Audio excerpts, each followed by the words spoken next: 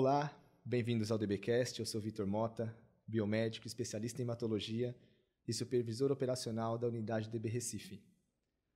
Hoje nós trazemos um assunto bastante importante para o cenário atual que estamos vivendo e para falar um pouquinho sobre os interferentes da coagulação.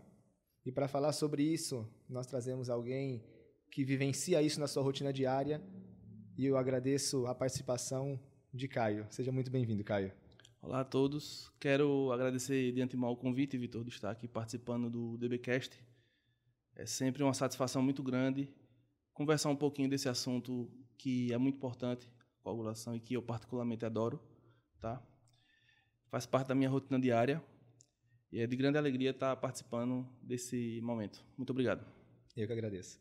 Caio, falando sobre o quanto tem crescido as solicitações dos exames de coagulação e hemostasia, qual a importância desses exames hoje no cenário atual?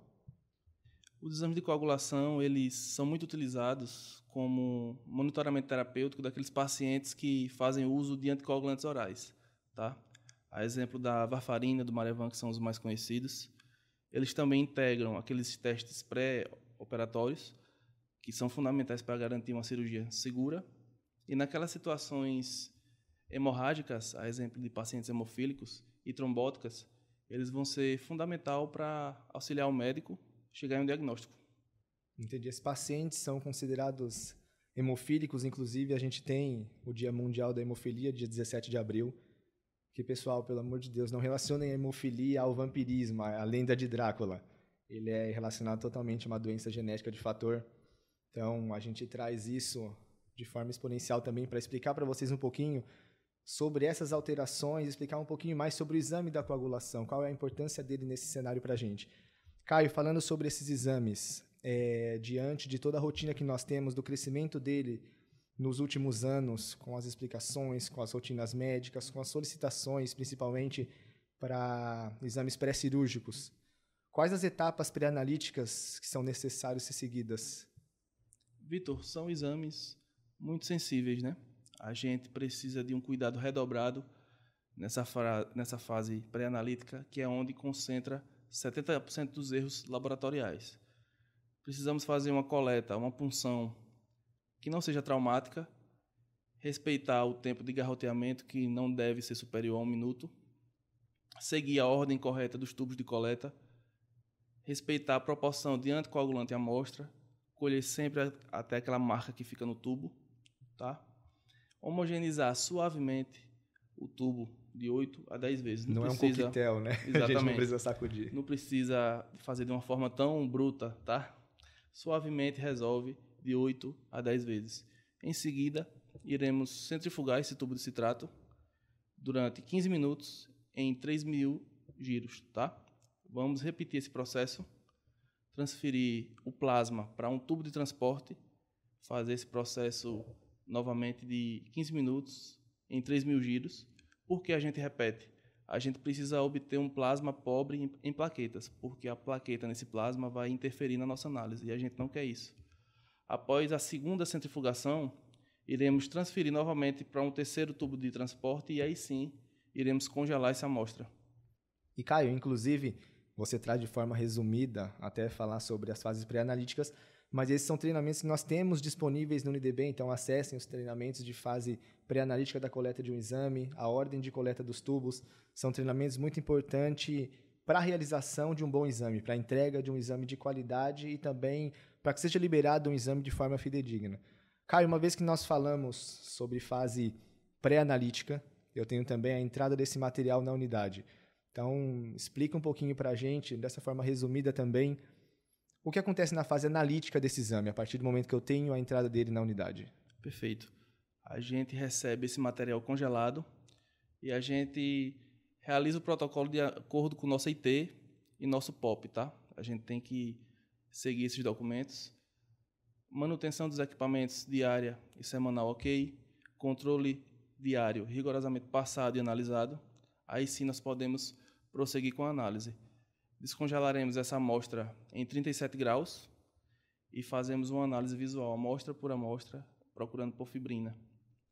Dando tudo certo, a amostra entra no equipamento para realizar a análise de fato. Entendi. Essa pré-análise realizada, ela serve meio que de filtro para o que eu vou processar no equipamento. Então, nós temos interferentes importantes nessa fase também. Fala para a gente um pouquinho sobre esses interferentes, qual a importância deles, o que eles vão causar ali na sua pré-análise. Perfeito.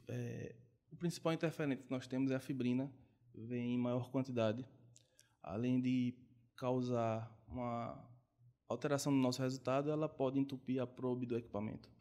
Não é interessante que isso aconteça.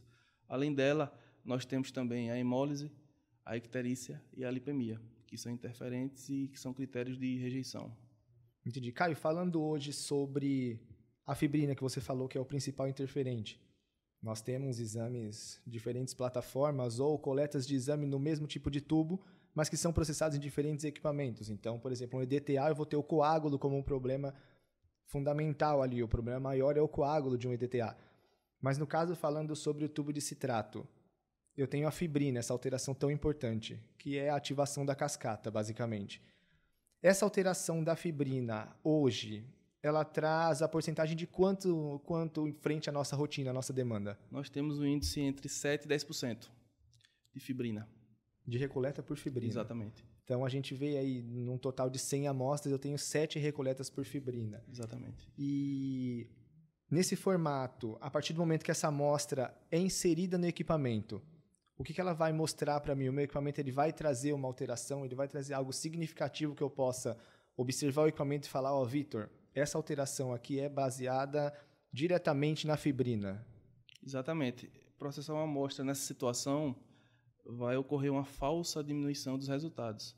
A gente pode citar o TP, que é muito alterado por ela, ele vai apresentar um resultado normalmente inferior à linearidade do equipamento, que é 8 segundos. Então, eu tenho uma alteração de TP, que é a via extrínseca da coagulação, TP ou TAP, como nós tratamos dentro do DB.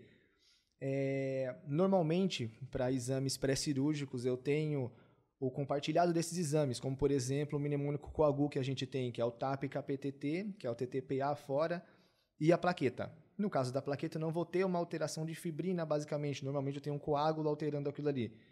Nesse caso, nessa análise da fibrina, no exame de TP, que é o nosso TAP, o que eu posso observar no KPTT?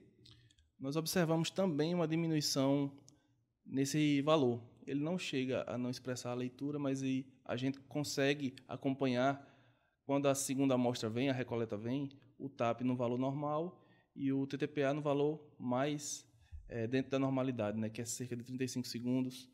É muito importante a gente falar sobre isso também, sobre a volta desse exame para a nossa unidade. Até porque se a recoleta não for solicitada pelo motivo correto, eu não vou ter aquele retorno daquele exame, ou o meu cliente não vai entender que a recoleta é por fibrina e não por confirmação de resultado. Então, se eu tenho uma recoleta por fibrina, eu sei que é voltada a uma coleta traumática ou uma amostra que descongelou e eu tenho uma ativação de fator. Então, assim, essa recoleta por fibrina é muito importante a gente identificar ela previamente, para que o exame venha de forma correta para a unidade, seguindo todos os critérios e para a liberação correta desse exame. Então, tendo em vista isso, Caio, hoje nós temos de forma muito tecnológica no mercado essa parte de coagulação e hemostasia. Até pouco tempo atrás nós sabemos que fazíamos no tubo aquela ativação ali do pré-coágulo, cronômetro na mão, bem... Alguns lugares ainda funcionam dessa forma, não vão ter uma análise um pouco mais tecnológica disso. Mas hoje, com os equipamentos que nós temos no DB, com essa parte de tecnologia crescendo em avanço exponencial cada vez mais, o que o equipamento traz para a gente hoje que eu posso identificar? Vitor, eu estou vendo aqui ou é uma hemólise, ou Vitor, esse paciente é ictérico, eu vou ter uma alteração na leitura coagulométrica dele, ou Vitor, é uma fibrina, não teve ativação de curva. O que o equipamento traz para a gente hoje? Excelente pergunta, Vitor. Nosso equipamento, a CL Top, ele possui uma tecnologia muito interessante. Ele consegue identificar a hemólise, a icterícia e a lipemia, tá? É importante falarmos sobre isso, porque muita gente desconhece essa função desse equipamento. Ele vai nos informar quando esses interferentes estão prejudicando a análise. E aí nós vamos ter uma base mais sólida, né, para prosseguir com a solicitação de recoleta. Entendi. Então eu vou ter uma formação da curva de forma diferente, basicamente, que é o rio de leitura que nós temos no equipamento. Então, a gente vai ter uma leitura diferente justamente para entender que esse exame aqui ele teve um fator pré-analítico na análise dele. Ainda que a fibrina seja pequena, nós vamos ter essa alteração no próprio gráfico do equipamento. Então, Caio, acho que a gente pôde falar um pouquinho sobre a fibrina, sobre as alterações que nós temos dentro do DB e fora também. Já te agradecendo e trazendo alguns pontos importantes ainda, o que você pode falar para a gente sobre as fases ou o que é de mais importante para a gente poder realizar esse exame de coagulação de forma correta? Perfeito, Vitor. Nós precisamos ter uma atenção redobrada, como foi dito anteriormente, na fase pré-analítica, pois muitas das nossas recoletas se originam nessa fase, tá? E também um treinamento do analista para lidar com a situação da melhor maneira é fundamental para que a gente obtenha uma amostra de qualidade e um resultado também de qualidade. Quero agradecer mais uma vez o convite de estar aqui e parabenizar o DB por essa iniciativa de difundir essas informações importantes com os clientes e com os colaboradores aqui também. Bom, encerramos trazendo alguns pontos importantes, como lembrados pelo Caio, e falando também sobre essas alterações que nós temos nos exames. Tendo em vista a pandemia de Covid-19 que nós passamos e a solicitação desses exames em alta também, como o exame de dedímer, exame de fibrinogênio, é muito importante nós sabermos que essas alterações, essa coleta mal feita, a realização desse exame de forma inadequada pode trazer inúmeras alterações e ser muito prejudiciais ao paciente. Então, entregando um resultado fidedigno ao corpo clínico, ele pode fazer a melhor intervenção possível. Então, eu termino agradecendo a oportunidade de falar um pouquinho sobre os interferentes dos exames de coagulação, lembrando que esse conteúdo fica disponível na UniDB, além dos agregadores. Muito obrigado.